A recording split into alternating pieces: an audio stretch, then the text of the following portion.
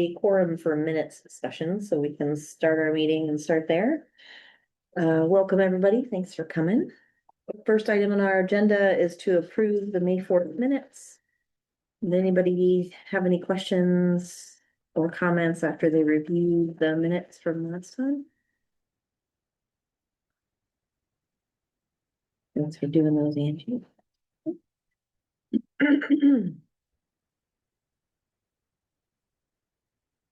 All right. Then I will make a motion to approve the minutes as written. Second it. Is in favor? Excelente. All right.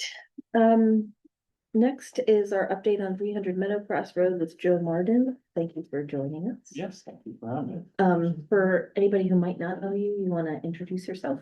Sure, I'm Joe Marden. I'm a civil engineer with Sightlines, and I'm representing the applicant who's looking to do a residential subdivision on this piece of property. Thanks for coming. Would you like to start by giving us any updates since we Sure. last went out and walked with you? So the biggest update is we got the wetland delineation back from the wetland biologist. Before we were using a sketch he had done kind of in the winter months. It was snow covered, so he just kind of based it on the best available data. So he actually went up there in May, did a wetland delineation and did a vernal pool survey. There are no vernal pools on the property, so that's great news. There were a little bit of changes to the wetlands, limits of wetlands and the limits of streams, which I can pull up on the screen here and go over quickly.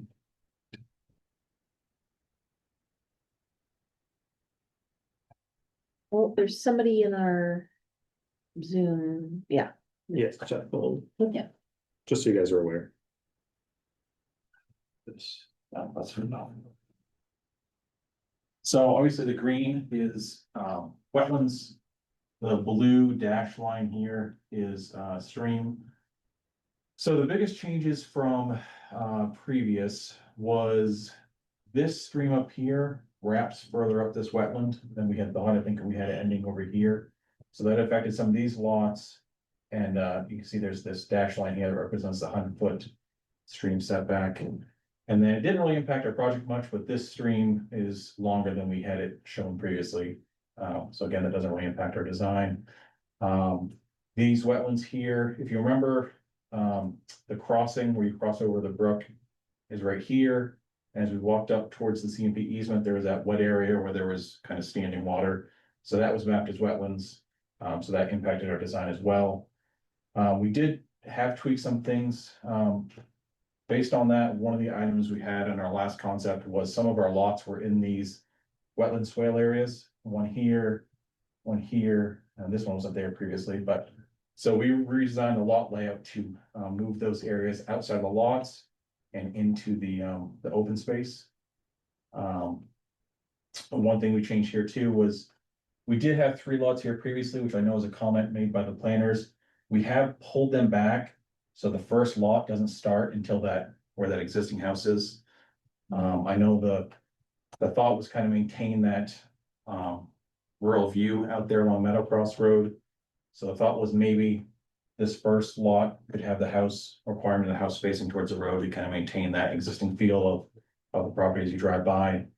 But the intent here is to maintain this area as meadow. We'll have some sort of stormwater pond down by the road. Other than that, I think today be a good opportunity to talk about what the Conservation Commission is looking for in terms of trailhead, parking locations, and where they think the trail would make the most sense. And then we can kind of lay that out as we move forward through preliminary and final plan approval of the town. One of the other, looks like there's a stormwater pond down by the road. There's another one. One here, one here, one here. What's that one up further up? Right, Oh, and one that there. one Yep. Okay. Then we might need to add one there. And these are all kind of, I haven't obviously designed out the road and graded it, but I kind of looked at high and low points where we need the water to go. And I think possibly within those areas. This one over here is a maybe. But yeah, I mean, the intent is obviously this whole area will maintain as untouched. We did pull back these lots a little bit from this pinch point up here. I think it's about 200 feet from that pinch point to the edge of the lot. Yeah, any other questions? And what do your stormwater designs usually look like, or? In terms of what type of, it would probably either be, an under drain soil filter, which is a stormwater pond that fills up when it rains and then drains empty within 24 to 48 hours. This one, because it's gonna be handling a larger volume of water, maybe a wet pond, which is, it has a, what's called a permanent pool, or it maintains, let's say, an 8 foot deep pool of water. And then when it rains, it fills up a little bit and then drains down within 24 to 48 hours. We will try to sneak in some buffers potentially on some of these lots or the backside of these lots. But just based on the kind of condensed size of these lots, it's gonna be tough to make buffers work in a lot of instances. We will probably design each building on each lot to be constructed with a, what's called a roof drip line filter, which is a crushed stone area around the building foundation that has usually 6 to 12 inches of stone and then like 12 inches of a sandy material. So the water goes down there, and usually there's under drain underneath that, and it's treated before it gets released. So that's typically how we treat the individual houses. And then the driveways themselves will be pitched towards the road, so all that will get picked up and brought to these different pond areas. And do you ever do any plantings or vegetating Within the, of the stormwater areas, or the? so the grass under drain soil filters, it's limited to what you can plant in there. They want those pretty grassy. We usually plant it with like a meadow mix. But we can definitely plant plants around like the perimeter of where the stormwater areas, especially I would think down here, rather than just having a huge open bowl. I Yeah, think we can get, creative with that, work with a landscape architect and come up with a good design for how to kind of blend that into the environment. mhm, So it doesn't just stick out as like, this is where the stormwater goes. yeah. And they don't think it's a playing field, because I know Yes. sometimes that happens too. But any, Or we had something too, thought it'd be fun to drive into one, and those things are typically not very, like you can't drive into it, so they try and just bury their car. Yeah.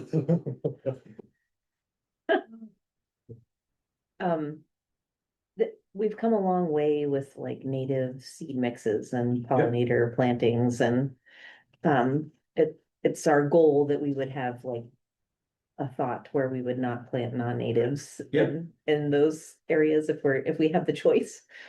So. We spec just a standard mix. Mhm. I don't know if they're all native species, but we could definitely look into it. I think choosing between a native and non-native is no cost difference between that, so. Yeah, usually the seed mixes are pretty comparable. Yeah.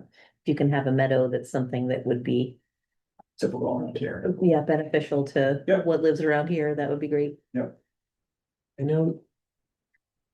I know that there's a seed company that does native seeds, and they can be spec'd for huge projects.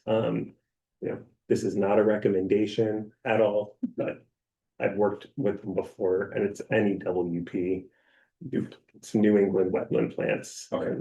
And sometimes it's just one example of how you could spec seed mixes from certain companies that may do like Yep. native seed mixes for things, and this company has like seed mixes for stormwater areas, things like that. So multiple companies might have the same sort of thing. No. Oh, go ahead. No, you go, Mario. Oh, I just had another planting buffer question. For that row of houses that backs up against the boundary right there, yeah. Is there any anticipated planting for that area? The hope is to maintain, there's a pretty There's an good row existing of tree. trees there. Mhm. So the hope is to maintain that. I think it looks small, but I think it's about 50 feet. Between that little open area. So that would be maintained as wooded. Okay. Because that was a concern of. I don't know who owns this, showed up to the planning board meeting, and I was longer concerned about having all these houses right in her. Yeah, and I could be wrong here, my memory Well, yeah. is that it's primarily like oak there, and then it has some lower lying shrubs. I think it's a mix of like invasive honeysuckle and some other, hopefully not not invasive, so there aren't really many evergreens there. And Autumn may have shared this at the last meeting she was at, but she is registering that property as farmland. So in terms of, the legal implications of that, I think it only pertains to Wells needing to have a 50-foot setback from the edge of her farmland, which it looks like that won't really be an issue because there's already that 50-foot setback from the boundary, but I know other recommendations from Maine Farmland Trust and Maine's Right to Farm do suggest having a pretty thick evergreen buffer between residential homes and working farms to just help cut down on potential future, noise issues, smell, just create a visual barrier so that there's less chance for conflict in residential areas right up against working farmland. So that would maybe just be one suggestion, to just take a look and see if there is a way to try to create more of a buffer. I know when we were out there, because things hadn't leafed out yet and the shrubs were lower compared to the canopy trees, it was pretty easy to just look right through, and you never know who the neighbors are gonna be, so that might just lead to reduced conflict down the line for everybody.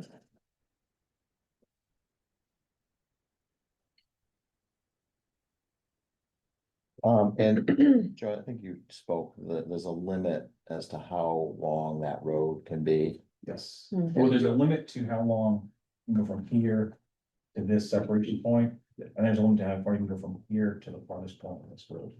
Okay, I can't, off the top of my head, remember what they are, but this doesn't meet all those. no, and we're not the planning board, we're not trying to Yep. rearrange it, but I was just thinking from Margaret's perspective.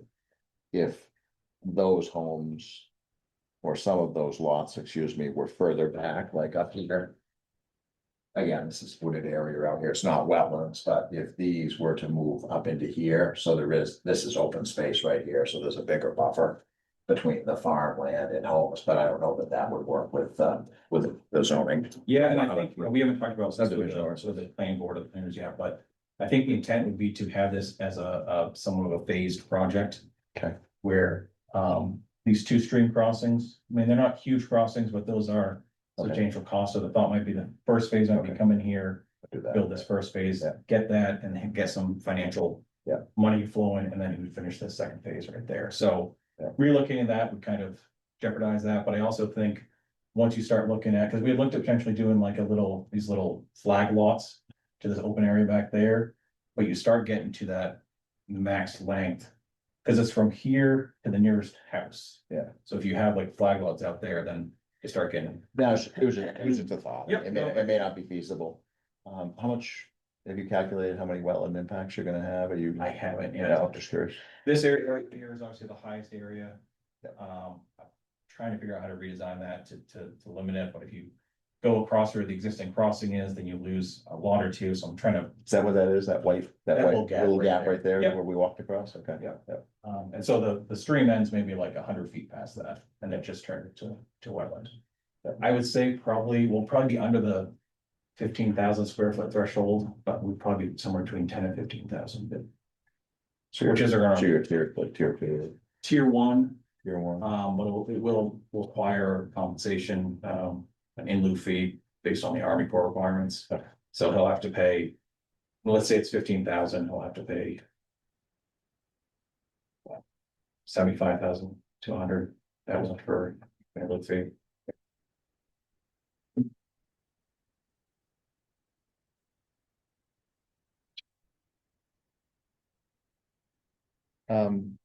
So, you wanted to talk a little bit about our thoughts about access or. Yeah, walking? I know when we went out there on site, this. I don't know exactly where it was. I think it was somewhere over in here, where you had that nice little kind of, I don't call it waterfall, but little. Mhm. Area, and I didn't know if your thought was. To have a trailhead somewhere over here. Cause. I guess my point is, I'm not sure. If you could have a trailhead here and then connect a trail that would loop all the way over here, I guess you could, you just have to have some stream crossing built in there. But if it made sense to have two trailheads or. One, I'm looking at you because you have more land here. That you think would be valuable to have for accessing any of those BTLT parcels over there? Well, it wouldn't connect down south because that doesn't have, the right for public access. Mhm. And given how wet it is on that western parcel, I think there isn't a particularly high appetite from BTLT's perspective to main trails through such a wet area. Mhm. I do think when we were out there, we won't call a waterfall, but it was a lovely waterfall, amazing spot. I mean, that seemed like such a great spot that folks who live there can enjoy, but also maybe Mhm. neighbors could enjoy if they could walk in. There's even like a 2-car parking area. I think it was roughly across from where it takes that left to loop around on I the think it's south. where it's tough to see here, but there's a little loop came after the stream. Which I Yeah. think is a little bit downstream of that Yeah. waterfall area or kind of meandered out. Yeah, I Mhm. mean, it was such open woods and pretty easy walking. That seems like that would be kind of the easiest and most direct route with the least impact and the least kind of burden on Mhm. the partners to Or maintain. maintenance, yeah. Yeah, but still get people right down there and neighbors could walk in or they could drive if they're at the other end of the road and Mhm. just be a nice spot to access. And the Yeah. thought would be to continue a Lowest trail level. Yeah, yeah. up the stream corridor, or I'm sorry, say that would again? the thought to be continue a trail like up to the stream corridor up here, or? I don't even know if we were thinking we needed any trail infrastructure other than like somewhere people could park if they wanted to meander around in the open space or maybe a bench. But Replace the dilapidated bench Yeah. down there. Is that pond critical, right? Where the parking might go, or the one after the third lot that's on the right, that Right right here? there? No, and that's, I mean, it has. Cause that kind of takes up, if you were to try I to do guess size, I mean, something. that's to be a huge pond, so it's not gonna be that big. Okay. So we can squeeze in some parking spaces. But I think, oops, go ahead, Josh. Another thing actually for the pond is it depends on if that stormwater pond was gonna be like potentially landscaped like the other one, like maybe that could almost be like a feature. Yeah. That then they could like see the feature and then go past it to the that little waterfall scenic spot. Yeah. But that's if it was turned into a feature and it's my own thought. Is that area to the right of those 3 lots, is that all kind of a field there? Yes. Kind of? Yeah. Yeah, there's tree line. It's not on this. Let's try to balance a bunch of different priorities for people having access. Not having a lot of the public disturb private homeowners, not that people that are gonna go check out a waterfall are necessarily gonna disturb people, but trying to keep it private for the people, but also have the public access, so. Mhm. Having something down closer to the road in that area where it's already a field and you wouldn't be clearing any trees, cause I think if you're up. Where your pond is and up in here, Are you gonna have? I recall that being fairly wooded, because I mean, this road runs kind of along the edge of Yeah. that cleared area. I'd You say put you're something probably- in there, you'd be clearing an area and putting down, and again, your parking lots are pretty minimal, but. But then you'd have to Or, I have mean, they're like not, a this wouldn't be yours, flagged- but the ones we would have. You'd have to have like a flagged walk. You'd have to have like a flagged path, Yeah. It Which would would visually be- be more. which would be worse, I would More. think, Yeah. for Yeah. those people versus Yeah, I was thinking, but I was thinking like. clearing a little couple loop. trees and. People could walk up and then walk back down the road or do a loop or something, but that might be. Would the town wanna? Not And this- to mow it? Nope, Is I there don't a think need so. to be mowed? No, probably And not. this. Probably not. We'll have a sidewalk based on the number of lots to the No. house. So I mean, so in that case, if there is a sidewalk, I mean, the parking lot could be almost anywhere as long as people know they've got to walk up the sidewalk and just. Cause that, not clearing trees down by the field and just having a little spot right here to park and then being able to walk up the sidewalk, have a little. That existing little trail that goes down and I Mhm. guess they could continue on and walk in the open space if they wanted to, but I don't think we were planning any. Trails on our property, doesn't sound like you guys are either, it's just Mhm. set aside, so. And speak, I'm gonna counter that and say. Parking spaces aren't that big and. I think it would make more sense to have the parking spaces up by the feature. Can you point, Audie? Where you're talking about, up there? Yeah, Uh-huh. parking spaces aren't that big. You know what I mean? I mean, I just, I don't know the perspective of Yeah. yeah, we were looking at these So, plans preference for exactly. stormwater? where- Yeah, Having it higher than a pond or a. In parking, you mean? Yeah, because that would be pure pervious, right? Yeah, I mean. Depending where it is, we could just have area marked up as a buffer, it's open to it, and upgrade. It's hard to see it, but like if that's the size of the house. Then that's the little driveway, then it's really like. Yeah. Tiny on that. Yeah, It's it's just like 2 to 4. it's like- Yeah, yeah, yeah. so, The further away from the feature the parking is, the more likely it is people will park where they shouldn't be Yeah. parking to get closer to it. Yeah. Also, to be clear, just because I think it came up a few times, the open space is gonna be maintained by the HOA. Yeah, owned by the HOA, Well, owned by the HOA with an easement. Yes. Yes. Owned and maintained. owned and maintained by the HOA. Yeah. Yeah. Yep. I mean, I think if you were to, that pond's gonna be smaller. And, you know, that gets adjusted and account for an area up there, I would go along with something up there versus down by the road.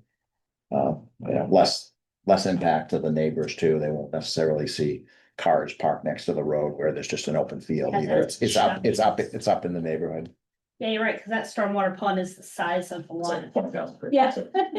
Yeah, I guess I draw it into like, hey, this is where we're gonna have it. Yeah. And I know, like, I've seen some stormwater ponds with like really nice, I don't know, like, cause sometimes they can almost be kind of educational too, a little bit, like. About like the importance of treating stormwater and like why we infiltrate it instead of just letting it run off. And so I don't know, I get, like, in my head, I'm almost picturing like, you know, you got a few little parking spaces, like a nice little spot with like a bench maybe, like by the stormwater pond, and then maybe a small short trail that just goes back to the, you know, the little view of the waterfall. It's just.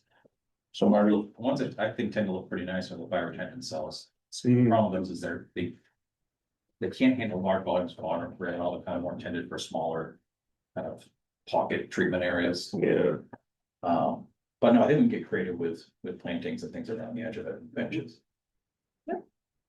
So Margaret, you wouldn't want anything like, say, up here, I know there's wetlands in there.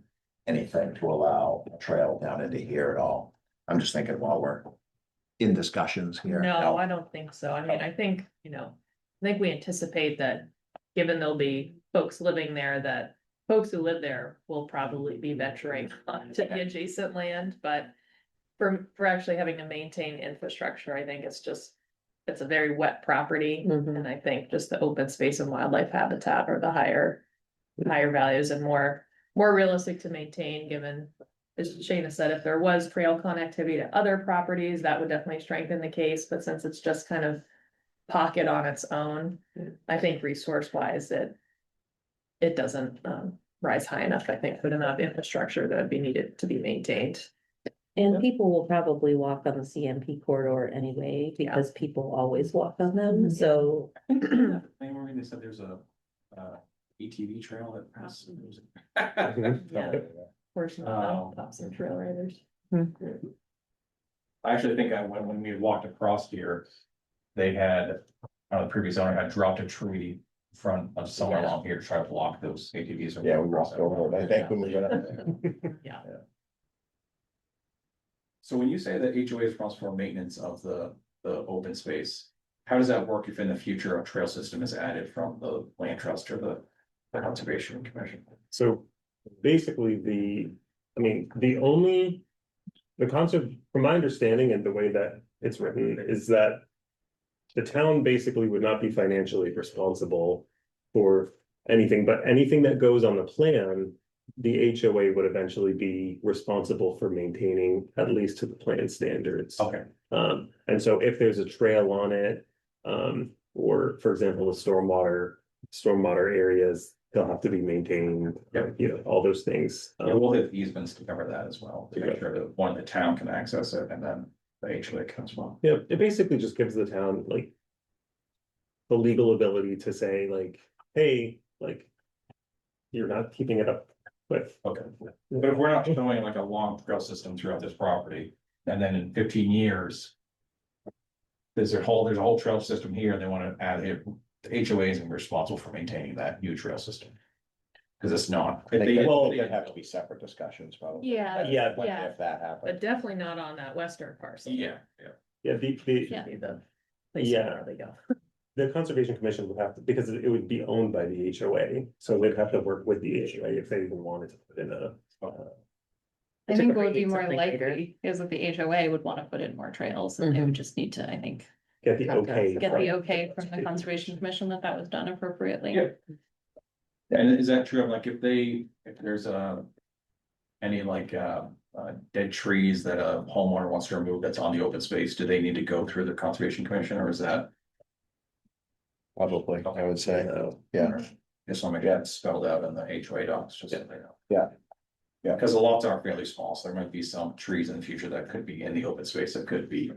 I mean, I would say anything aside of passive recreation on the HOA owned, but conservation easement held would have to get approval. Yeah, if they don't. Building a tree house Yeah. or, you know, whatever. Yeah. So, So they would need to have the ability to maintain the trail, you know, so removing yeah, on the trail, things, yeah, the trail, that come down absolutely, along that, yeah. absolutely. Yeah, I agree.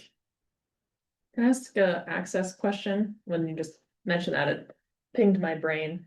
Would there be a legal right of way access to access that western parcel through the eastern parcel for the land trust? There's You mean through across the CMP?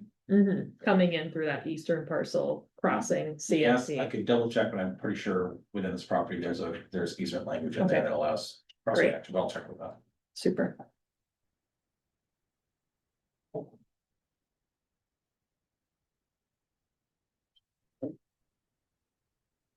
I know that, the owner or the developer had asked CMP if they could extend a road across here, because before they had the wetlands, they thought about maybe trying to use this as part of their project, Mhm. and CMP didn't have any concerns with that.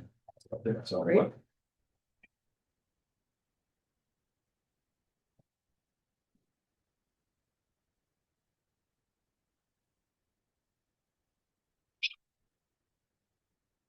So Joe, I think to sum up, we appreciate you sharing your wetlands delineation. We don't have particular desire for there to be a lot of infrastructure that would need to be maintained. If there's a way to coordinate in a couple of parking spaces, tuck them in somewhere for the public and think about like landscaping the stormwater so it doesn't just look like a ditch, or maybe like including native plants, but all of that is our recommendations and ideas, and none of it is like a requirement, but we appreciate Yeah, the and it discussion. Sounds like in general, you know, as part of the approval of the town, we would have a parking space. Would you want a formalized trail system down to this waterfall? It's not a waterfall.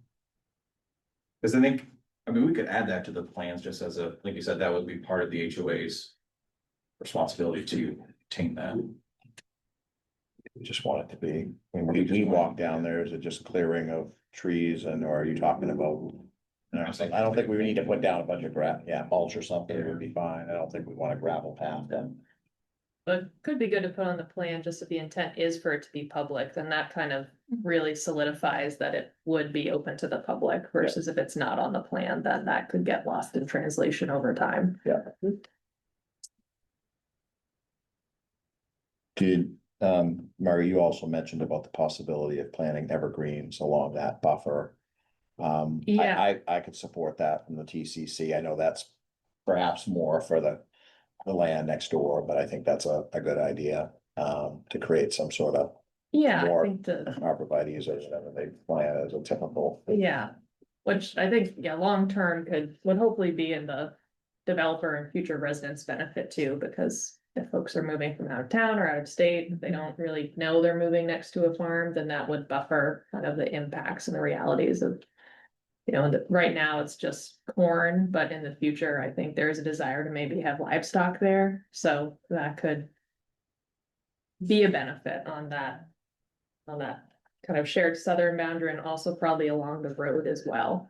Because if cars were to be coming and going, and if there was a lot of livestock there in the future, then having a good visual buffer would. Yep.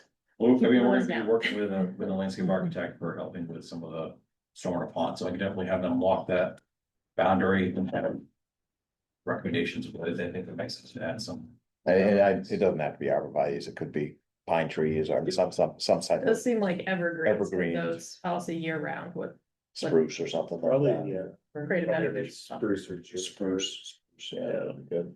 Cause I know the arborvitae, it's native actually, eastern arborvitae, but the deer love it, so. Yeah. Well, then you get those like lollipop trees. Yeah, I know. But spruces and junipers are usually good native. Native. Nothing used to be over. Yeah.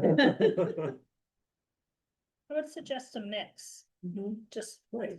spruce budworm, who knows what's coming. There's always, Let's do a mix. Something for everyone. Yeah, right. yeah. Is there any like standardized invasive prevention language that comes with the building approval or planning board approval? In terms of like contractors should wash equipment before starting. In terms of like.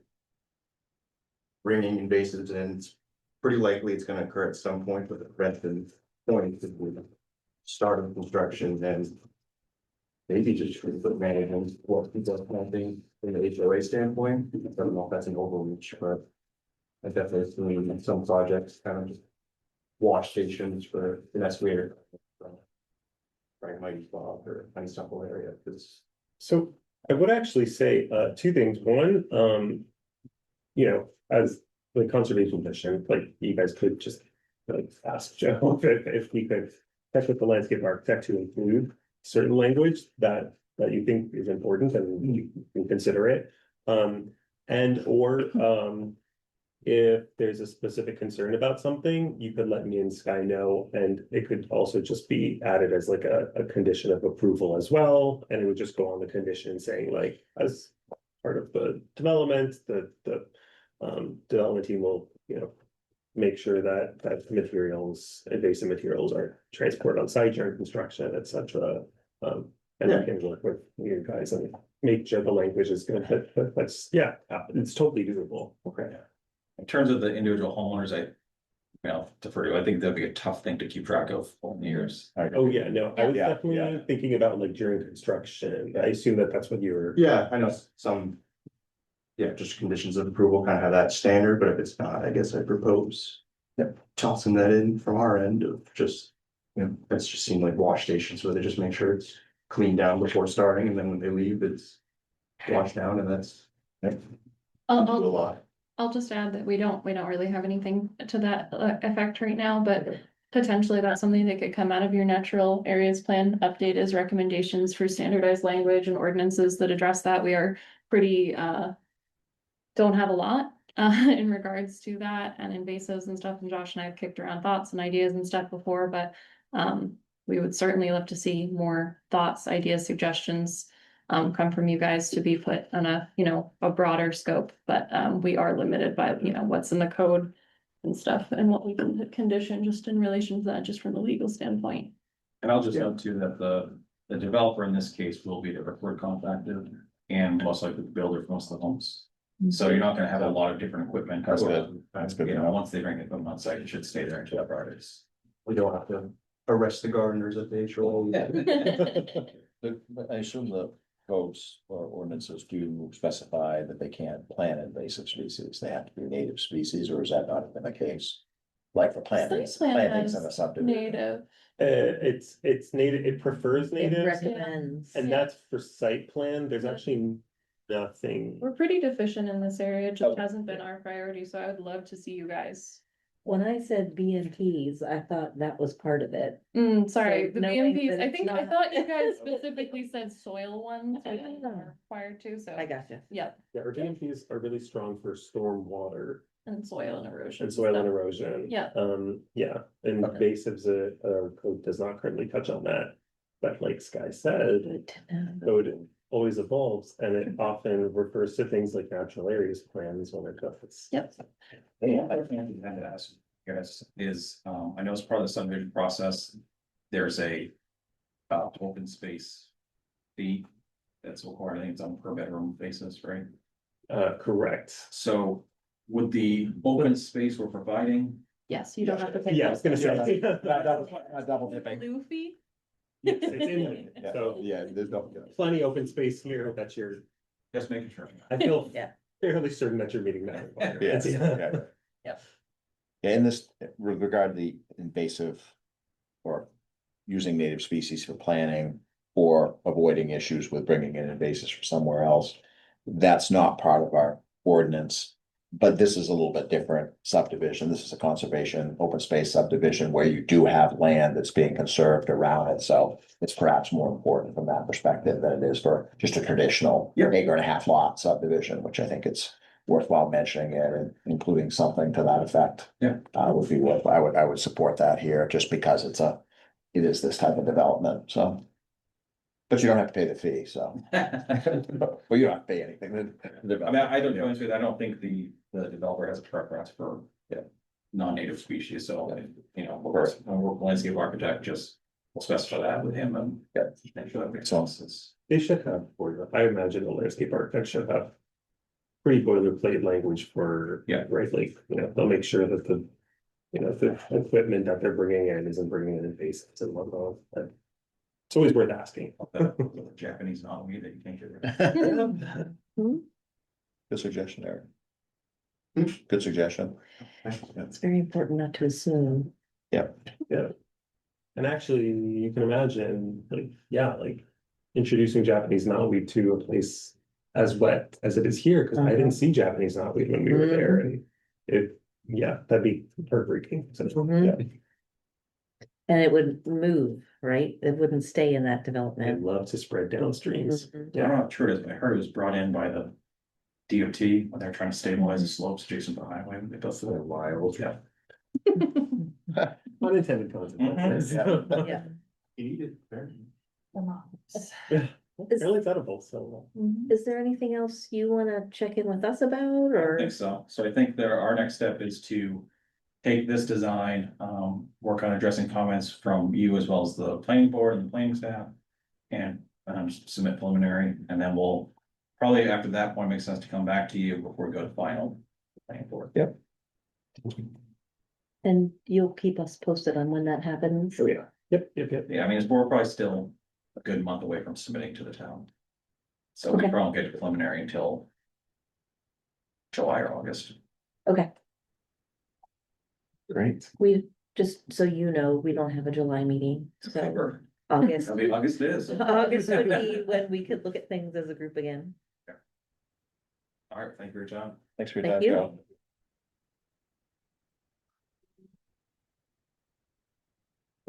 Anything you want to? No, I was just gonna ask, as you're going through your grant review, if it'd be helpful for the letter of support if I stayed, but also what you. Amy was really helpful. So. Yeah, I don't think you have to unless you have questions, but we appreciate the letter. And we have to turn the grant in this week, so. And you asked by the second. That would be great. By So then Wednesday? we have a little buffer before we turn it in. Yes. That's good. Lovely. Great. Email me if you have any questions or anything. Thank you. Yeah. Cool. All right, any comments or thoughts or wrap ups about the open space subdivision? Are we voting on it today? I don't think we have to vote on anything because we have to wait until we see their preliminary submission to the planning board to like. Their final one, Okay, I think, right? so that's, Yeah, it would be we don't final. have to Yeah. vote on it until they're. It would be the final. So basically, the way that the motion left it was that you guys noted your intention tentatively on the final design. So after the final design, then you guys would actually give your like, okay, we should accept it. Like, select board, please accept it. So the planning board wouldn't want our. Sorry, not planning board. Would not want, the planning board would not want our comments on the preliminary incorporated. Meaning to confirm what happened at this meeting gets incorporated in the plans, It's certainly, I mean, it's certainly. I think so. just whatever the process. Wait till for another vote, that's all. Okay, okay. I think we should do that. We don't have to like vote I on think he should anything. run the preliminary by us Yes, again yes. before it goes to the preliminary with the planning board. Oh, I Yeah, agree with okay. that. No, Yeah. I'm sorry. I just meant that your vote is after final, that that's how it was written in your motion. That you don't need to vote at preliminary, but I think it's great that he's coming back. I think you guys are giving good feedback. You're in a special position that you can give suggestions that the rest of us kind of can't. So it's good. Alright. Yeah, absolutely. You just don't need to take votes. Good. But also like anything like, you know, if you guys look at something and you guys really like the design and you want to say like, hey, like we like it, so Josh, you can put it in my mouth. Yeah. Generally, the sentiment was positive, like, Yep. yep, absolutely. Yeah, I guess the only reason you need to take a vote is if you wanted to officially say something else about it. Yeah. Great. Um, I really like the fact that this is like moving forward and that we have an opportunity to utilize the open space subdivision and like maybe use it as an example for how things can go smoothly on other properties being developed in town, so thank you all for your. Do you think the planning board's For looking generally at it. supportive of? I mean, obviously, they're gonna have other comments related to the codes, or you guys will, but they're generally supportive. Meaning we're not going through this effort to find that they're gonna reject it and go to a traditional subdivision. Oh, Okay, No, and the fund was That would obviously be still so open to, you know, however the preliminary looks and if other people come in at the. oh, sorry, too much, very slippery. But there's been Not enough no thinking. like negative sentiment. They're gonna wait to see what people have to say, but, Exactly. you know. then we should perhaps write a letter after the preliminary review to get that in front of the planning board with a preliminary and. Yep. Same thing for the final, I guess, will be a more official vote, but. Yeah. Sounds like we'll put that on our August meeting agenda. Yeah, the inlet fee cost really is interesting, it really does. And I was like, oh, that doesn't seem like they gave up some lots for little fingers, but I was like, oh, yeah, cause if they go over the 15, The wetlands. yeah. Yeah, It's gonna be a. pretty hefty And I think it number, goes I think. bigger, With Army Corps, they already crossed it at 5,000. right, but I'm saying, but then I think yes, for inland fee, but then the permitting, I think, goes to individual. I think the nationwides have a, Higher, yeah. yeah. So it's just interesting. All right, let's switch gears now to think about the natural areas plan update. So, so to recap, I went to the select board and asked them if we could work on a grant for the, submit a grant to the CAG stands for what? Community. Community Action Grant, thank you. Resiliency Partnership. To allow Josh and I to work on that. They said, fine, we've been working on it for about a month. What you have in front of you in the packet is almost entirely up to date to what we have in the grant application as of today. There's something with the numbers that is not Yeah, updated. so on the very last sheets, at the very bottom, it's the very last item, it says budget worksheets. That has not been updated. Everything else has been. You could pull the updated one up if you wanted to. Yeah, It's like effectively the same though, honestly, actually. Well, no, not the numbers. The match and the grant difference actually is about the same. and then I also just wanted to update you, if you didn't go to town meeting, that our warrant article passed, which would allow us to use open space and lieu fee for funding some of this update, should we need to. So the goal would be to do it through a grant and have it at least partially offset. So that we can save the open space and lieu funds for other projects, but we have it to use if we need to. We also asked CPIC and BTLT to write a letter of support to include in in our application, and it sounds like that's happening on both fronts. So we should have that to submit with it as well. And Sky and Josh reached out to FB Environmental and Viewshed to see if our budget numbers seemed reasonable for what we were asking for.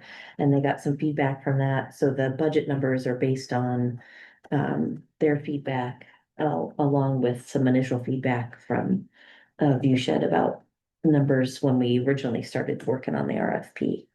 And we will get a letter from FB to support, I'll get a letter from them saying that they like the numbers to submit with the grant.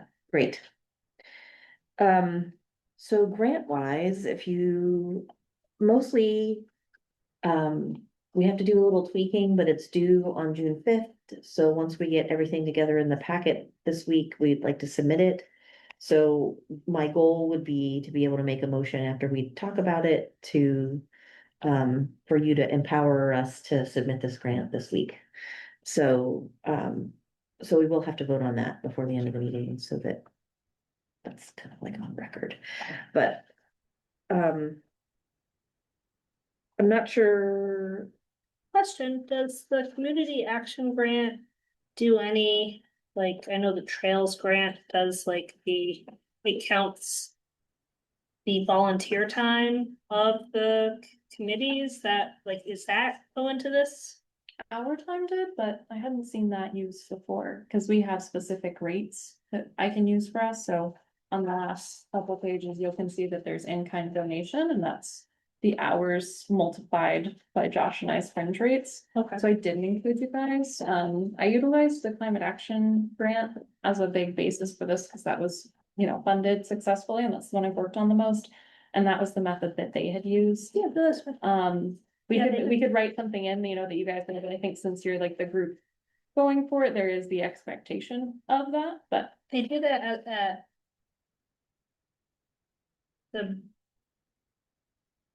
what's it, the Maine Association of Conservation Commissions, they just talked about it, but it might just be more specific when it's like people actually like working versus us. I think Or it's helping. also when you have to show a match. Yeah.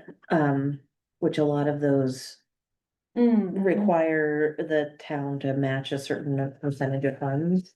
And that's not required in this grant.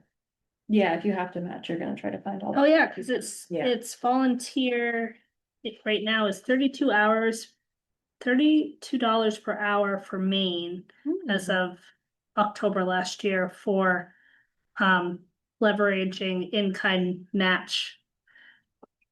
And it includes, well, we don't have volunteers working on except us, so, but it includes volunteers, which I don't know if we count as volunteers, but I think we do.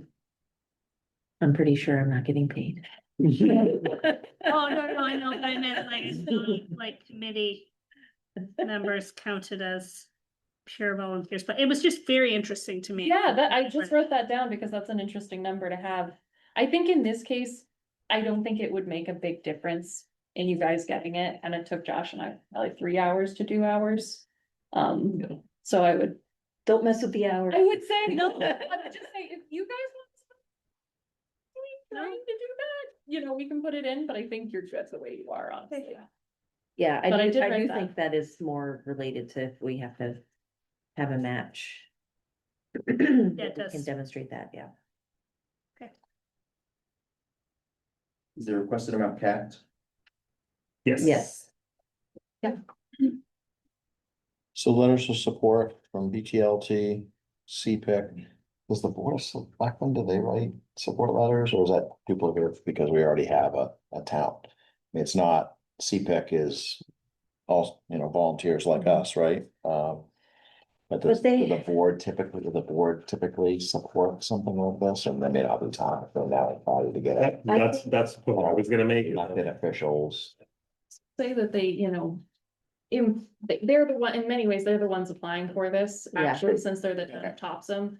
So I did have that consideration. I think CPIC is appropriate because it's specifically as an action item out of the comp plan. yeah, And I think historically, this grant was a bit more of a mad dash to get all the support letters you can. They didn't seem to prioritize that this year. There was one place for letters, and it was kind of more about partner organizations than anything to Okay. me, so I just, yeah. and I think they showed their support by allowing us to apply for the grant. So they were sort of on record for. Yeah, and Mark's name's on it, obviously, so he's Yeah. submitting on behalf of the town, so, okay. Yeah. Now I just know we submit a lot of applications for funding, like CDS grants and stuff in Senator Collins' office and King and others, and they require a minimum of 3 letters of support. And we try to submit 4, get 4 or 5, but I don't know who else would What other They didn't organization? prioritize that this time, because I remember doing previous grants, like I worked on the bike fed one, and that was a bit more of that, like, who can we get to do this? And the climate action one was, who can we get to do this? But the way that they have it written, Josh will show you, it does not prioritize it Okay. on this grant application, so I don't think we need to do that here, and I think. What about the climate action committee? Is that still in place? Because a lot of this discusses updating it to include climate action stuff, and we also obviously did a climate action plan. Is it, I don't know if that's mentioned in here, that we actually have a plan, maybe that's. Yes, it is. Okay, I didn't get through all of it. Okay, so that's good that it's mentioned, but would it make Yep. sense for them to also write a letter of support? They are not the climate action committee, they are the energy committee, and at Oh, this point, okay, they saw are that, yeah. working on a battery energy storage ordinance, and it is mostly is Jackie still here, actually? She's the person from energy committee, they are mostly a different board, quite honestly. Hi, Jackie. If I say something that you disagree with, let me know, but, I don't know. And also, the only reason CPIC is able to give one without permission from the select board is because it is an explicit action Okay. item in the comp plan. I'm good. I don't need to say anymore. I'm happy with that. I don't wanna make it a big deal. You guys have put a lot of work into this and. But we do mention the climate action plan, and they also did a. Thank you, social vulnerability study that we specifically mentioned we would use Yeah, I saw that. in our update, so, I think we included them, so that's good. On this here, second page, criteria for all of these. Okay.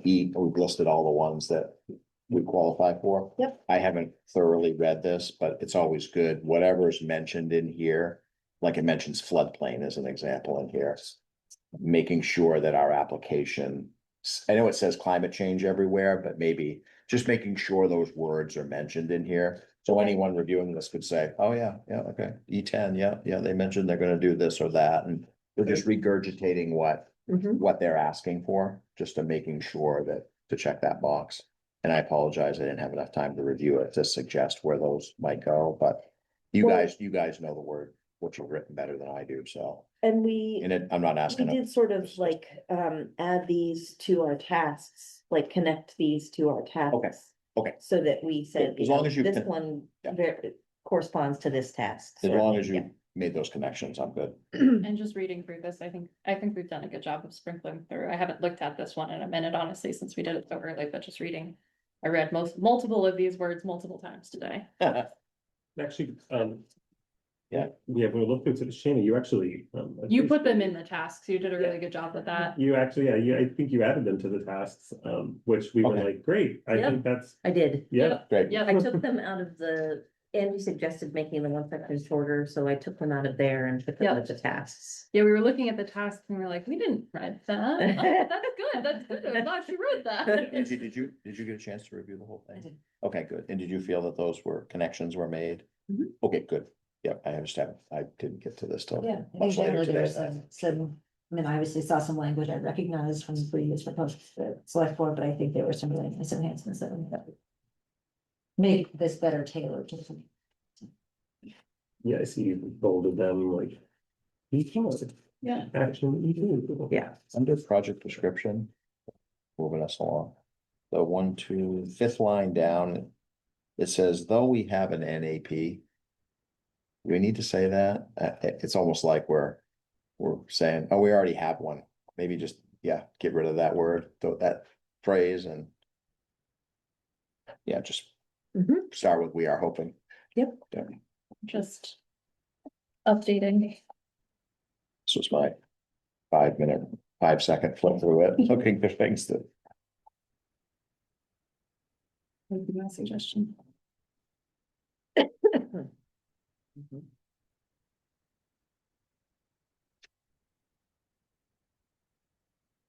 The other thing that Sky sort of put forward that makes a lot of sense, but I didn't really think about it until we had this discussion, was that this will basically turn into our RFP.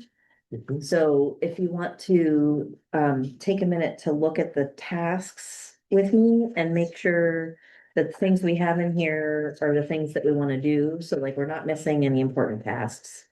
And that we're not agreeing that we're gonna do something that we don't actually plan on doing. So, it is under It's under project description. project description, Towards the so bottom. if you're where Chris was, kind of go to the next page and there's tasks, and the first one is RFP development and consultant selection. And the outcomes of that would be the completed RFP and then a contract with a consultant and project kickoff. I think that one's pretty like no brainer. That's Yeah. obviously what we're Yeah. doing. The second one.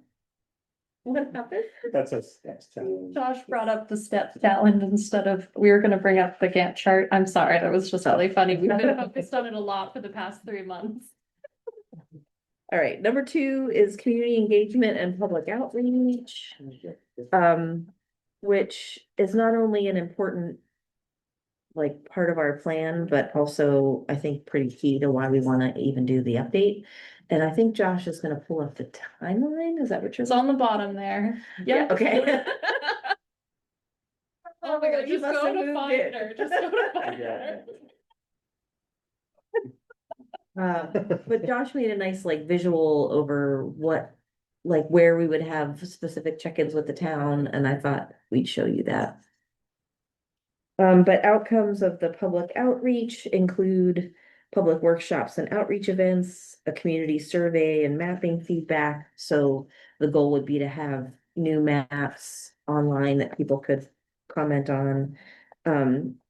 Creating a stakeholder email list and a project web page. I know last time with the natural areas plan, there were mailings. So making sure that if we do mailings, be they digital or paper mailings, that we include these stakeholders like we did the last time. Do we need that? Sorry, this is just a thing annoys me and I always see it do you guys like to spell Topsom Conservation Commission and then give the acronym in each section, or like we do it at the beginning and then we do it in every section? So just, I think that I defaulted to mostly using conservation commissions to avoid more acronyms. And quite honestly, Josh and I wrote half of these like in Word and then pasted them in. oh, They no, weren't- no, that's fine, yeah, Yeah. I just, that's one of the things that I. So either changing TCC to Conservation Commission or just, That's an easy thing to go, I'll go back and check. yeah. Thanks. I All think right, it's- there's our timeline. So if we receive the grant, we would hopefully be notified by the end of summer, early September. And in our August meeting, I think that we should sort of workshop the RFP and make sure that that's written, because even if we don't get the grant, I hope that we'll at least start moving forward with the updates with the consultant. So so that would be first, and then for the public awareness initiatives, we'd have tabling at voting. And then we'd have some kind of outreach, letting people know that this is happening. And then we'd have some time to work on it with the consultant, but then in May, we'd make sure we had a table at town meeting the first year. And then we had talked about having a nature walk where we had like an example site that we might go to, where we're thinking about either changing the natural area prioritization from the last time, or a highlighted area that might be important to talk about. So that would be more of a summer activity. And then seems to me that we had another The public tabling meeting, at voting. we didn't include that one. We can put it in Which if I you'd like don't to do it see. in November 26th. But when people are gathered, it's always nice to have the opportunity to let people know. And then, where are the people? Josh put in a lot more pictures than the last time I saw this. Public meetings. So having a public meeting early on, in March, and then having another one in September, which would allow us to make sure that if eventually when it gets on the town meeting warrant, we would have had public outreach multiple times. What else is up there? What are the little buildings? Select board meetings. Yeah. And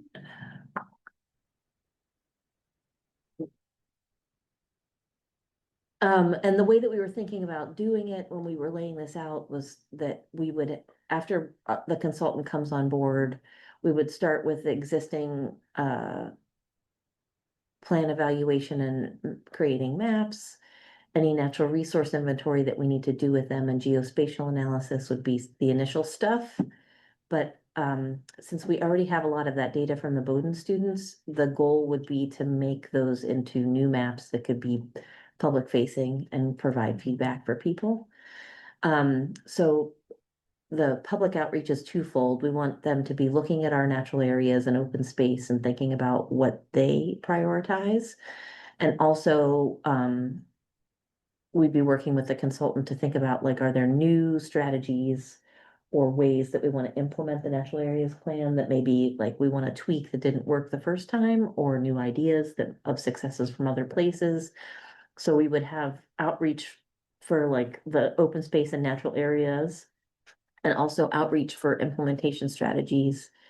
And you know, why open space is important, why we want to make sure that it's well prioritized in the town.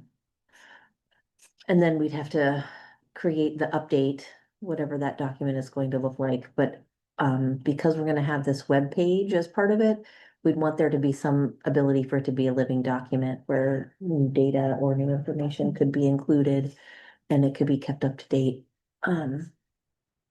So the final deliverable isn't just a piece of paper, it's also gonna be like a story map or a web page or something that we could have connected to our Conservation Commission page. And actually the tasks really lay out very specifically. I stopped at 2. So that was like an overview of the public outreach. And then task 3 is existing plan evaluation and implementation. And the outcomes for that are sort of a summary of what has been working with the natural areas plan and what isn't, like what we can tweak. And also an update to our prioritization based on the data. And then we would have an update to that matrix after we get more public input. Number 4 task is natural resources inventory and geospatial analysis. And the outcomes of that would be our updated data set that would be public facing also. And then ranking our town's natural areas with our new matrix. Number 5 is implementation strategies and prioritization. So that's when we're thinking about like what has worked in other places, what's working in our ordinances. Is there anything we can do to encourage developers to use more of our, to conserve more of our natural areas in some way? And then the outcomes of that would be implementation strategies for the plan and a prioritized action framework for inclusion in the plan. It's that. Just ideas for implementing the plan? Yeah, basically just like a formalized like implementation matrix, you know, that says, these are the ways that we want to implement it. This is how, this is who might help us with that. Questions on this? Nice job, Josh, with the graphics, or whoever did them. Can I do the last task and then we'll go there? Okay. And then the last task is the creating the final plan with a story map that would also include you know, a hard copy of the appendices and the planning documents, but also an updated web page with public facing materials. So those are the tasks. Go ahead, yes. I think, and this is pretty minimal, on the consultant review interviews and selection. I think in December you should add a select board meeting. On there, because they're gonna Thank you. ultimately review and approve that. You have one when we, to approve the issuance of the RFP, we need one for them to accept the consultant too. Yeah. So, Right here, Josh. Oh, that's that. Right in there.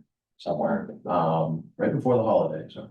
Yeah, Oh, Yeah. it can go to the beginning of January if need Yeah, be. yeah, but you know. that's okay for. I think it's fine to leave it there. If they end up canceling their second select board, we can do it at the first January one. It won't be a problem.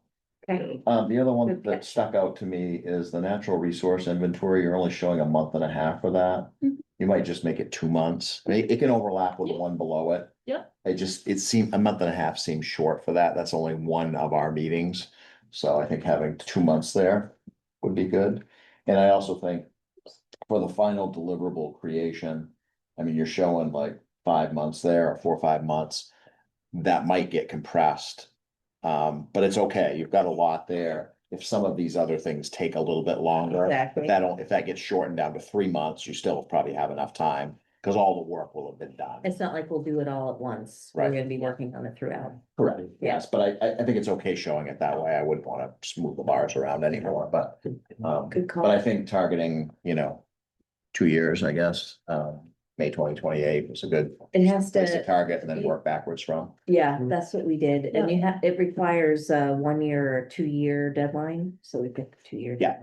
deadline. Yeah, that's good. It's good to show that it's a Yeah. project that's. Yeah, Yeah, I mean, you know how long it takes just for us to, because we just have monthly meetings. Yeah. Um. I'm So- imagining some of these things might require additional meetings, but we can talk about that later. So will this table be embedded in the proposal or appended to? It's a Okay. attachment. yep. So can these tasks that are written in narrative form be linked more closely with this table?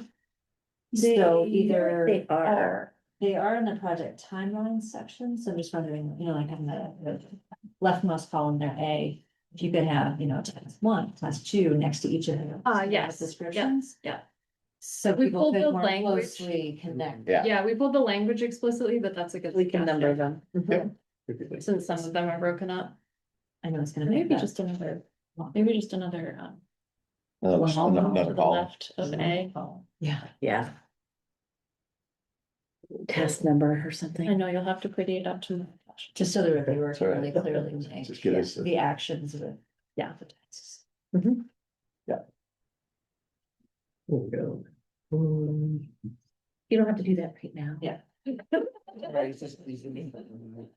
guys can keep talking. Multitask, addition to that task. Yeah, go ahead, Josh. As soon as you stop We'll- looking we'll at it, watch we you. will start again. That's what verify, we won't. All right. Yeah, so there's this timeline section which overlaps with the pretty one.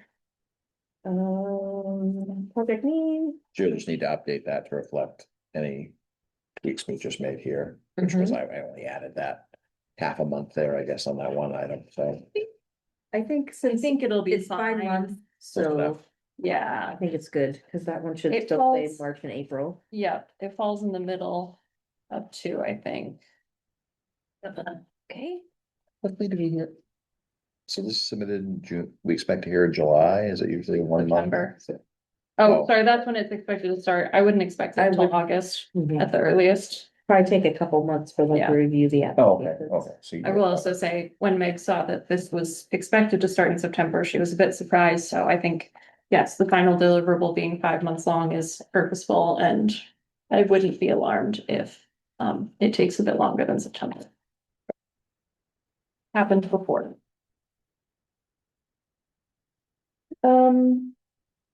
Yeah, and then, like I said, the budget, we had multiple people review. Josh put the updated numbers up. But I don't think they changed like hugely from this one. If No, you they wanna click changed a back to bit, that. yeah, because they actually match the proper asks now, because those were very, very initial tasks. There was.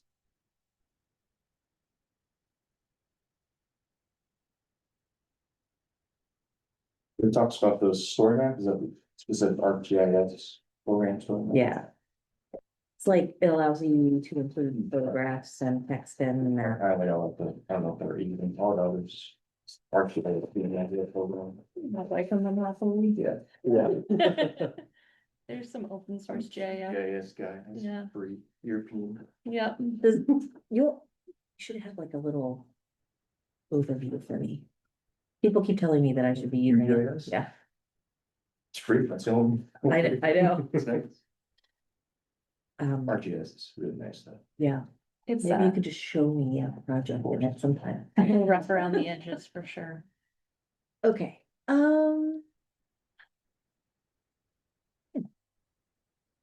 And those are the numbers. And the I in-kind see. stuff is all, is all you guys. Stuff. Yeah, Yeah. I mean, the match. yeah. Yep, yep, that's us. And and so the max that they provide is 75,000. Yep. Yep. But they require a, They do not require. oh, they much. don't require a No, match, okay. So But we know we will spend at least that much time. Right. Is it like a yes or no thing, or can they come back and be like 50,000 for you? I think that they could, I have not seen it happen. And I wouldn't expect it in this case, but I could be wrong. But, I think we're in a good place with this. and these cookies we now match the tasks. Yes, yep. Sweet. All right. Good work. Is there like a group of people, is there like a committee that reviews it, or is it like? I think so. I think it's a committee. I don't know much about it, but I'm pretty sure.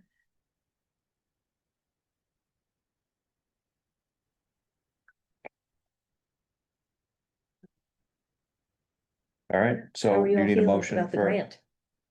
Any other questions or do you need a concerns motion from us to, Mhm. for you working with Josh and Sky to finalize to this? submit it this week? Yes. Yes, I'd like to make a motion that we allow Shayna, along with the planning department at the town, to finalize the application for the Community Resilience Partnership Community Action Grant for the Natural Areas Plan And submit it. and submit it by the deadline of 5 PM this Friday, June 5th.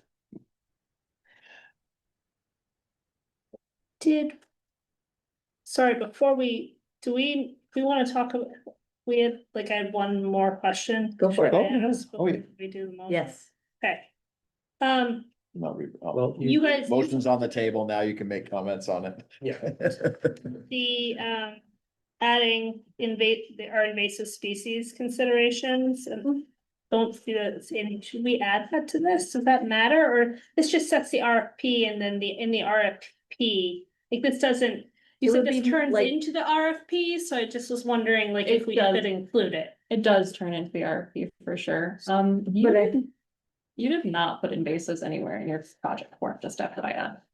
Right, that's what I caught, so I was wondering if like 5?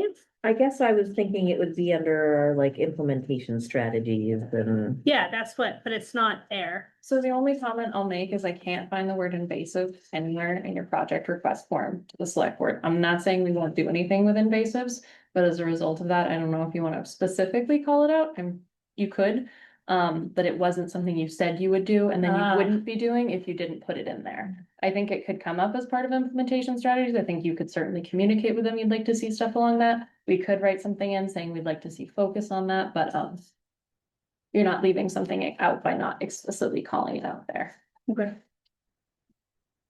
But it doesn't preclude us from No, working, that's just what I wanted to make sure. I think that's why, I mean, we particularly wrote the implementation strategies kind of open.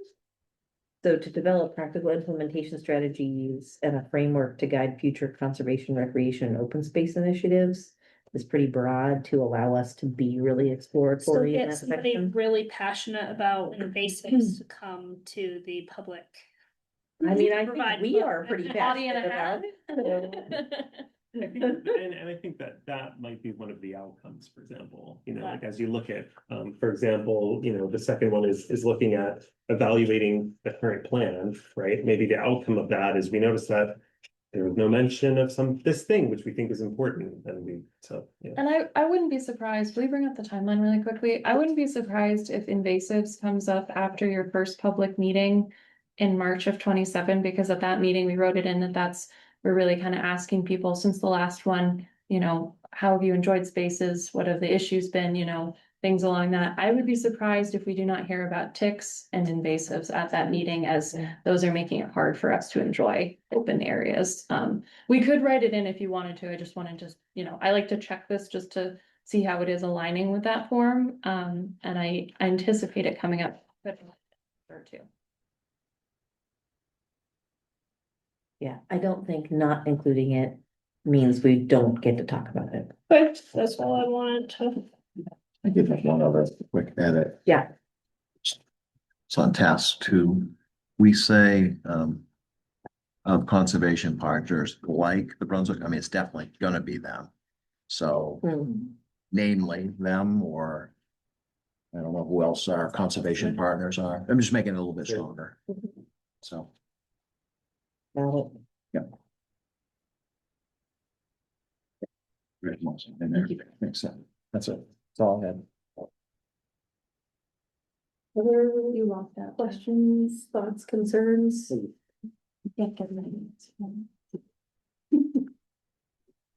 you want to reread the motion?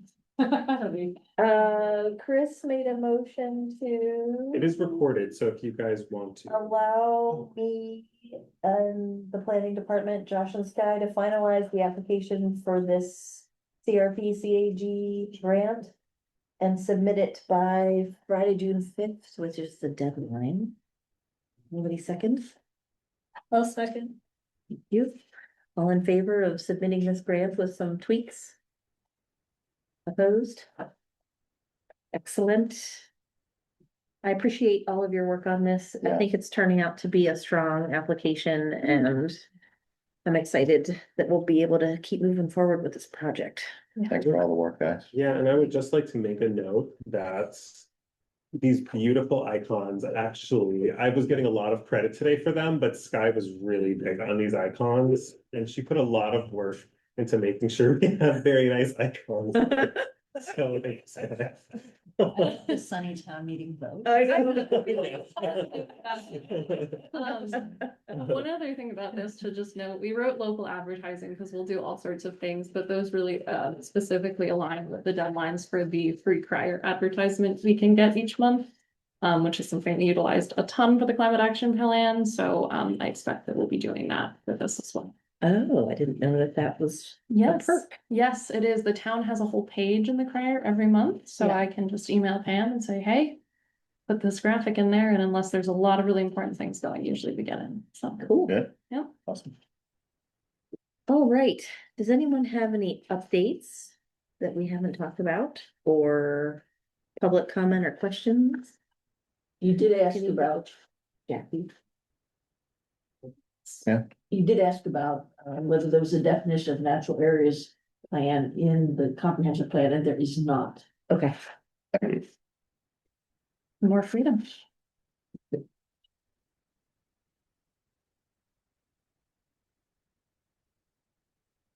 Thank you for checking. Yeah. Other things? You want to ask Jackie? I just wanted to make sure if Jackie had any public input or questions or comments. Now is the time. Jackie, if you, Jackie, if you have any comments that you'd like to say, feel free to unmute and you can just speak, or if you don't want to, you don't need to. No, hi, I just wanted to become more familiar with what was going on with the natural areas plan. So this has been very informative for me, and it gives me a much better sense of your timeline, particularly where things are going, because the energy committee stands ready to work with you on any of the public information sessions in any way we can. So just wanted to know what I was talking about.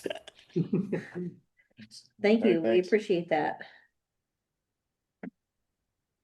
Okay, to go through upcoming events, so we don't have a July meeting. Our next gathering will be July 20th at 5:30 for our Mallet Wood Stewardship Walk. Before that, I will send you like a directions for where to meet and the stewardship form that we'll go through, so you can like look at that if you haven't done that with me before. Um, That was when? July 20th at 5:30. Do we Um, have like a site plan of? There's multiple little parcels, right? That we mhm. need to check out, I think. I remember when we did it years ago, it was the only first phase and it was only just. Kind of where you drive through from the Goodwill side through to excuse me, there was just like those two little parcels right there. Now there's kind of the bigger ones on each end, I think. So I can provide. do we have a? Yep, I can provide the site plan, to the Conservation Commission. You'll notice it's labeled on the site plan as open space, so there's like open space A, B, C, D, E, F, G, H. Yeah, because there's a bunch of them. Yeah. Okay. So I'll send that to you guys. Awesome. Great. Thanks, Josh. Hopefully, maybe like early in July, so we have a chance to look at it before we Okay. go. Yeah. I'll get it to you guys soon. Do it this week. Our August 3rd is our next business meeting here. And I'm imagining that we might have a preliminary plan to look at from 300 Meadowcross, so. Keep your eyes open for that. And then, we have the Andrew Tufts of Maine Audubon presentation on August 25th. What is he speaking about? He's going to talk about, native plants. Okay, good. And that is a co-coordinated activity with the Energy Committee. That would be, if you can get it in, that would be a good one to put in the prior, Oh, yeah, so Mhm. people know about it. Yep, excellent. yeah, That was it's usually like. the 25th, you said? The 25th of August, yep. It goes out at like. And August then 1st. sometime in there, we wanna schedule a walk at the pollinator garden out at the transfer station to sort of Should meet on the- coincide with the native plant pollinator talk. Pollinator plant talk. I just told Josh this, but you'll wanna have prior for that by like July 15th. Okay, You two can work on that. for the August one, Yeah, cause it'll go at the beginning of August and we need to have it by like the middle of July. great. Has anyone been out to see if I have, We have, pollinator? have you been out? Oh, yeah, we check it now and then. Are there? How's it looking this I season? will say, one of my concerns, so one, I'm seeing bee balm, I'm seeing Rudbeckia, I'm seeing asters, I am seeing lupins. Non-native, the right ones? I'm really. They don't look They like the don't right look kinds. like sundial Mm. lupins. and they And were I- never there before. I went back to the list that was given to us to make sure that it wasn't a mishap on our part, but it's Lupinus perennis, which is the native one. So I'm not sure if there was some sort of mix up with their seeds, but it's also a little frustrating because Now we've planted something we have to there are remove. lupins coming up all over the place. Yeah. And lupins have lupins love to spread all over the place. Mhm. So that's that. So while the seeding is generally, I see lots of stuff coming up, unfortunately, Lupinus polyphilus is definitely in that seed mix. So that's unfortunate. Can you? talk Get a to the refund? people No, just who kidding. Discount? Send us the seeds and be like, hey. Honestly, if nothing else, it's just worth letting them know, like, Yeah, we're we getting this received plant. this and the point of this seed mix, it was a town conservation commission. Right. And we specifically chose a native mix.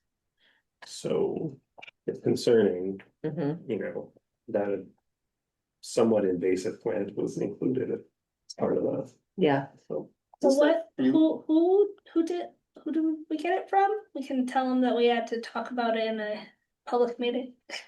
It was Vermont Wild.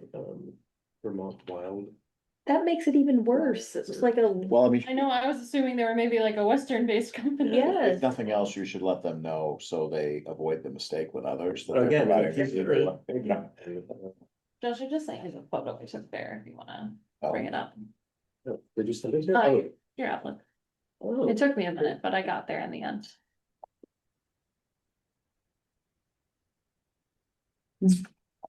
Well, Do we want to have somebody confirm? That's right. I mean, I have native lupin in my yard. Josh knows. This is quite a little while ago, but this is what the flower cone looked like. Yeah, no, Yeah. this is definitely Western lupin. Yeah, and we But counted a lot of leaves. Eastern Mhm. lupin, the flowers are spread farther apart. Mhm. And also with the Western lupin, sometimes you'll see a lower, like rosette of leaves and an upper one. You don't see that with sundial. With the sundial lupin, there are less leaves, they're smaller, they're furrier. Honestly, we should go out this. Yeah. We're going Friday. Dig 'em up. It's funny because I was like at home looking at like, as I was walking around at home, I was like it's bugging me. I'm like, what, like they're gonna spread all over? Like, do we just want to like remove them all? Or Yeah, the other thing too that is difficult is that, I mean, as we all know, Western lupin is pretty. it's pretty. So you'd have the public, the Topsham public would go and they'd be like, it's incredible. Look at all the lupins, but yeah. So I don't know. Huh. But it is. And like, even if we just went out there and lopped off all the seed heads or the flowers before it made seeds, they would still, they're rhizomus spreading, aren't Yes. they? Well, or like, do we just go out there and be like, let's So I wonder. Yeah, like, I wonder. Oh, I can just go pick them all? Yeah, right. I'm like, maybe encourage people to put some lupins. The dove. I mean, I think we should, I mean, it sounds like you're very confident that they're Western, Yeah. but we should definitely, I mean, before we beat up on the seed company, we really ought to make sure we send them a picture. I mean, you've got a picture, Oh, yeah. and I'm sure they've much advanced since then. Yeah. So, We're gonna go. I just looked at pictures online, and for someone that's not a bot, that doesn't understand that, they look kind of similar to me, but I'm sure there's differences that I wouldn't notice. They're very tight on Western lupins and they're a lot more spindly on the Okay. eastern ones, but our intern is starting this week and Josh and I had actually already planned on going on Friday. Nice. So we will do that and get some more photos. Who's our guys. intern? Her name is Anne Randolph Staub. She did not come through environmental. I didn't get anyone to, I feel like that, I don't know if that program had issues this year. She's a freshman and she's interested in planning. Do you wanna send it to Chad Hammer? At DACF, he's the invasive species guy.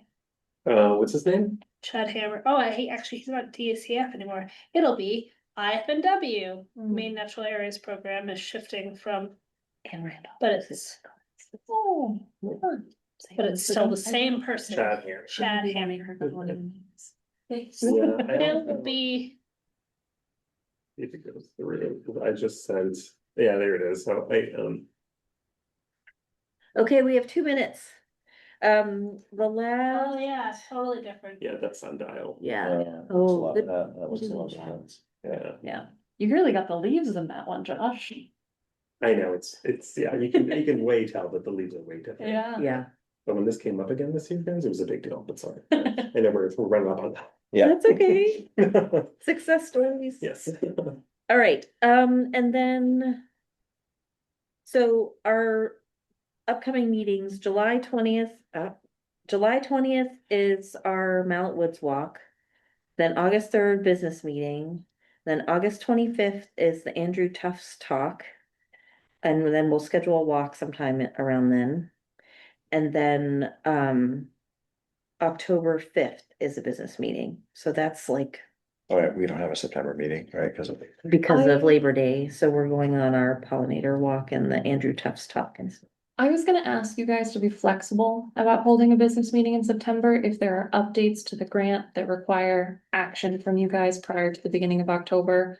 We'll see how it's going. I don't wanna say you need to hold a meeting and you schedule it and we don't hear from the grant until October and it's a Right. good point. But if we're hearing, if we get stuff, I'd love to be able to reach out. You get a quick agenda out, you guys meet a week later, you know, if we need something. And it seems like we could do that on Zoom. Yeah, probably, yep, I forget you guys can do that. Great. And, I think that's it. So thank you all for coming and for all of your input. And I would like to make the motion that we end our meeting. Second. Great, all in favor of adjourning? 7 p.m. I love it when we're on time. I did